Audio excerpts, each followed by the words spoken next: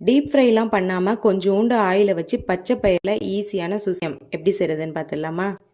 இது ரொம்பவே ஹெல்த்தியான ஸ்நாக். கண்டிப்பாக ஒரு தடவை செஞ்சு பாருங்கள், அடிக்கடி செய்வீங்க. ஒரு கப் பச்சை பயிரை வாஷ் பண்ணிவிட்டு ஓவர் நைட் தண்ணியில் ஊற வச்சுக்கோங்க. இப்போ மறுநாள் எடுத்து பார்த்தீங்கன்னா அங்கங்கே இந்த மாதிரி பச்சை பயிரில் முளை விட்டுருக்கும். இப்போ இதை நம்ம வேக வச்சுக்கலாம். குக்கரில் 1 டம்ளர் அளவுக்கு தண்ணி சேர்த்துட்டு இது கூட அந்த பச்சை பயிரை அப்படியே சேர்த்துக்கோங்க. சேர்த்துட்டு கொஞ்சமாக மட்டும் உப்பு சேர்த்துட்டு ஒரு 2 விசில் மட்டும் வச்சு எடுத்துக்கோங்க. சீக்கிரமாக வெந்துடும் ஊற வச்சுருக்கிறதுனால. இப்போது இதை ஒரு பாத்திரத்தில் தனியாக எடுத்துக்கோங்க. தண்ணி எதுவும் இருந்துச்சுன்னா அதை வடிகட்டிட்டு எடுத்துக்கோங்க. இப்போ உங்கள் இனிப்புக்கு தேவையான அளவுக்கு சுகர் சேர்த்துக்கோங்க. இது கூட 1 கப் அளவுக்கு தேங்காய் துருவல் சேர்த்துக்கோங்க. இது கூட நீங்கள் வெல்லம் கூட பொடிச்சு சேர்த்துக்கலாம், அப்படி இல்லைன்னா நாட்டு சக்கரை கூட சேர்த்துக்கலாம், அதுவுமே நல்லாயிருக்கும். இப்போ நல்லா இந்த மாதிரி மிக்ஸ் பண்ணி வச்சுக்கோங்க.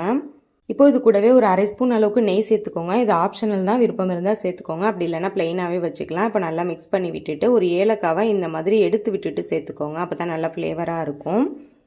ஏன்னா நம்ம நெய்லலாம் போட்டு வறுக்கலை, அதனால் இந்த மாதிரி எடுத்து விட்டு சேர்த்துட்டு நல்லா மிக்ஸ் பண்ணி விட்டுக்கோங்க. உங்களுக்கு தண்ணியாக இருக்கிற மாதிரி தெரிஞ்சிச்சுன்னா கொஞ்சம் நேரம் மட்டும் அடுப்பில் வச்சுட்டு நல்லா இந்த மாதிரி மிக்ஸ் பண்ணி விட்டிங்கன்னா உங்களுக்கு கட்டியாகிடும்.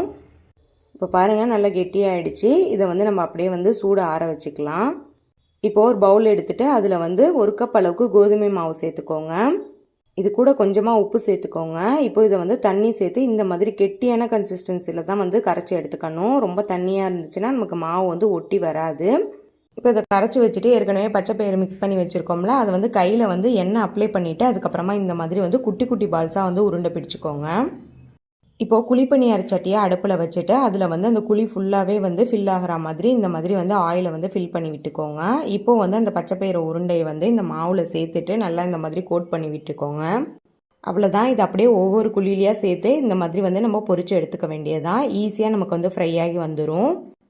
ஒரு பக்கம் ஃப்ரை ஆனதுக்கப்புறமா இன்னொரு பக்கம் திருப்பி விட்டிங்கன்னா சூப்பராக நமக்கு சுசியம் ஈஸியாகவே ரெடி ஆகிடும். ஹெல்த்தியாகவும் இருக்கும் டீப் ஃப்ரை பண்ணாமல்.